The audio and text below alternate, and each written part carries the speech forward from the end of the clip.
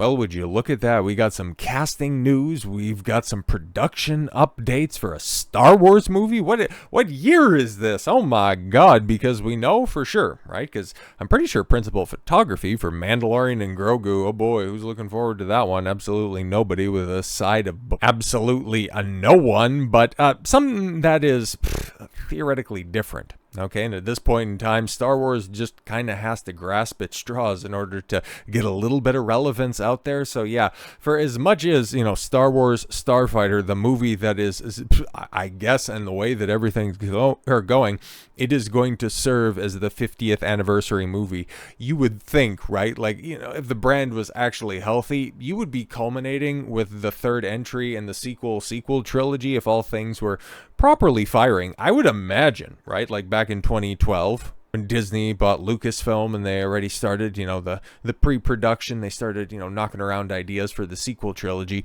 You would have to think they were working towards some big culmination for such a big anniversary like this. But no, it's like, okay, cool, we'll just grab this, on the cheap flavor of the month director. We'll go ahead and put in some inoffensive, googly-eyed actor as the lead, and yeah, screw it. We'll just throw in a bunch of reliable, inoffensive actors, and that'll be fine, right? But honestly, the way that this cast is shaping up, I mean, you got a bunch of talent there, okay? And you got somebody who is really positioning himself, especially if Amazon is serious about their casting for James Bond.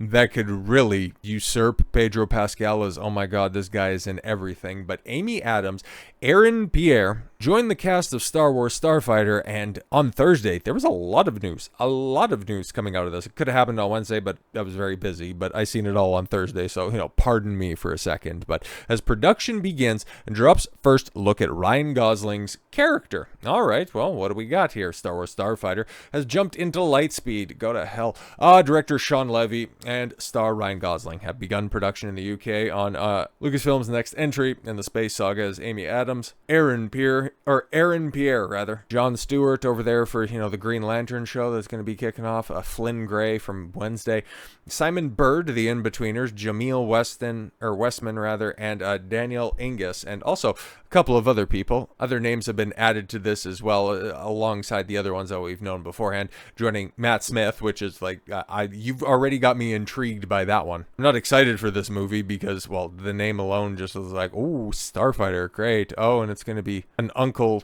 This is the archetype, right? Like an uncle taking his nephew around the galaxy. Ooh, it's going to be so exciting, but it could be good. It's also Shawn Levy. It's probably not going to be good.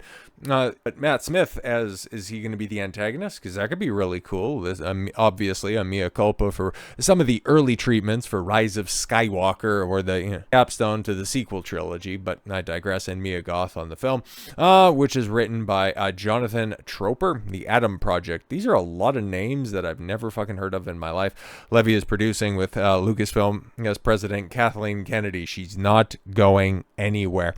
Because remember, her contract's up in October, and she's definitely leaving. Oh, but she's actually leaving to hand out candy, one piece at a time, because she'll be leaving at the end of October, the 31st, in fact, and then she'll be back again on the 1st of November. To commemorate the start of filming, Lucasfilm released the first look image of Gosling and Gray posing in front of what appears to be a land speeder that resembles, oh my God, you remember land speeders from Star Wars? According to the release from Lucasfilm, however, Starfighter will be an entirely original story set in a period of time never before explored. Is there really nothing? No. Oh, no, I guess not. No, that doesn't make sense. Because, yeah, it's set 5 years after the events of the sequel trilogy, and is apparently not supposed to reference any of that, mostly because Disney doesn't know what the fuck to do after the sequel trilogy, but I digress. Yes, no plot or character information has been released, and the inclusion of Gray in the first look with Gosling makes clear that the young actor's character will play a significant role in the film.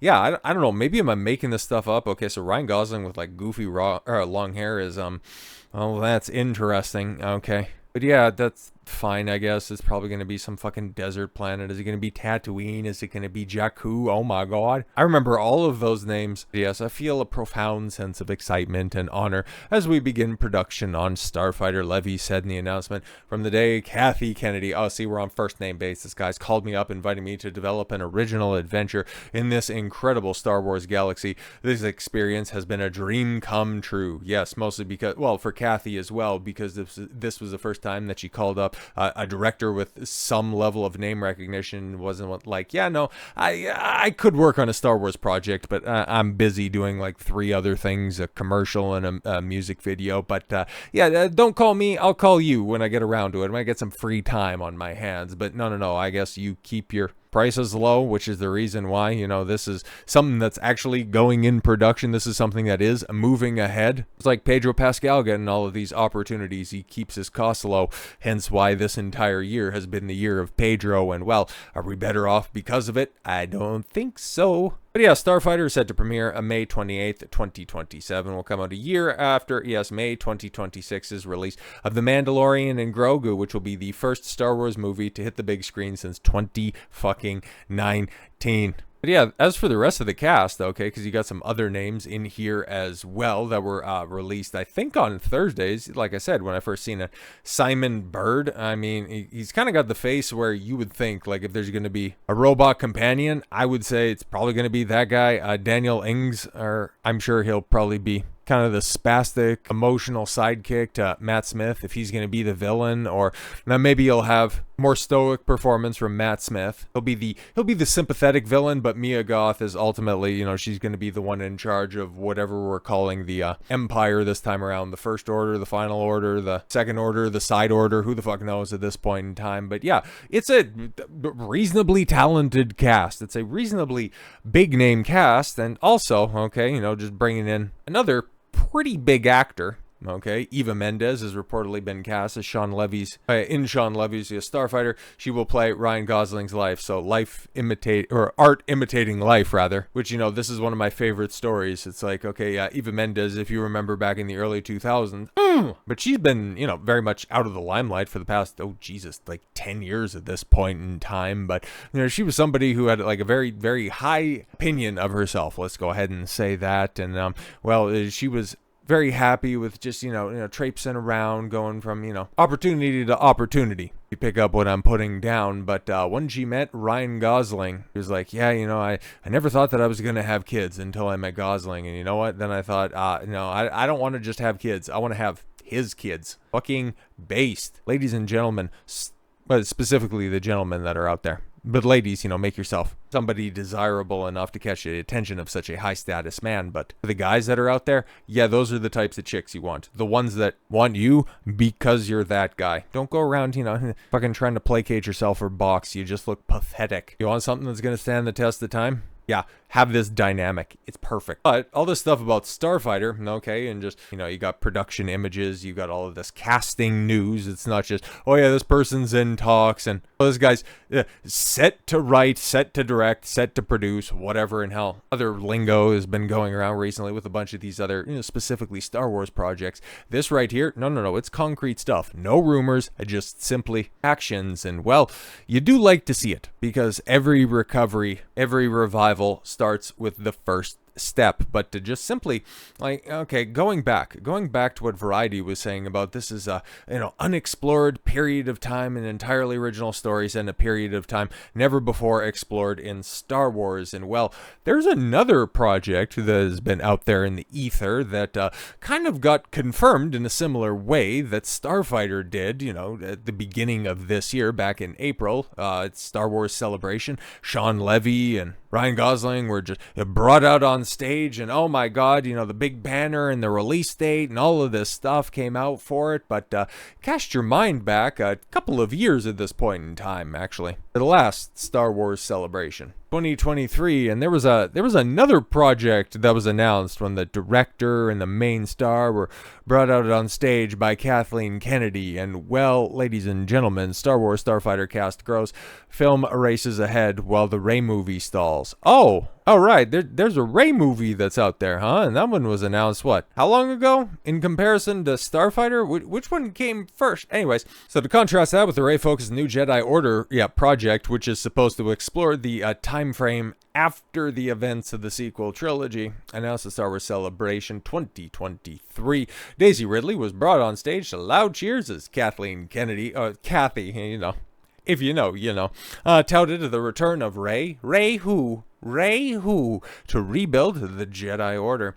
Yet, after multiple splashy reveals, the film has been plagued with issues, including multiple writer departures, including Damon Lindelof, Justin Britt Gibson, and Stephen Knight. Yeah, the revolving door of replacements. Most recently, yes, Judge Knopfler stepping in after Stephen Knight's draft didn't move forward. Yeah, because he's got to go work on Peaky Blinders, and then it was just announced a couple of months back that, oh yeah, he's going to be writing Denis Villeneuve's James Bond treatment.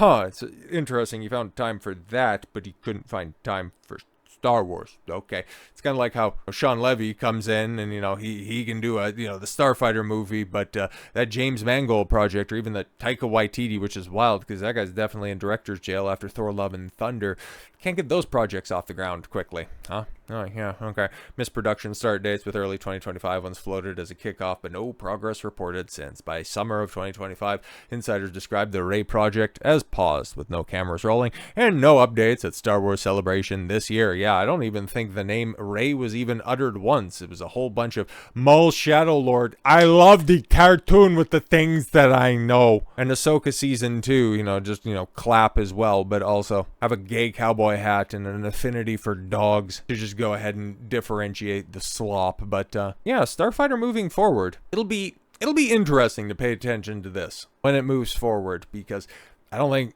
anybody has expectations for Mandalorian and Grogu. At this point in time, I think it could only hurt the reputation of Star Wars, because for as much as the D+ slop is in fact just that, and well, the people that did watch it know how bad it is, I don't really think, and based on a lot of those viewing numbers and the way the D+ was performing, and still is at this point in time, but definitely, when all of those shows were coming out, not a lot of people understand just the amount of crap that is out there under the Star Wars umbrella. But I think Lucasfilm is really going to have a rude awakening once Mandalorian and Grogu fails to make $400 million. I think it might fall. It'll be comparable to Fantastic Four. Maybe a little bit less, maybe a little bit more, but it'll be somewhere in on and around $500 million, and that's definitely going to be a wake-up call. But when you do something so different like Starfighter, perhaps that can be the path for Star Wars moving forward. Who knows, man? But at least this one's happening. As for Rey, well, with such a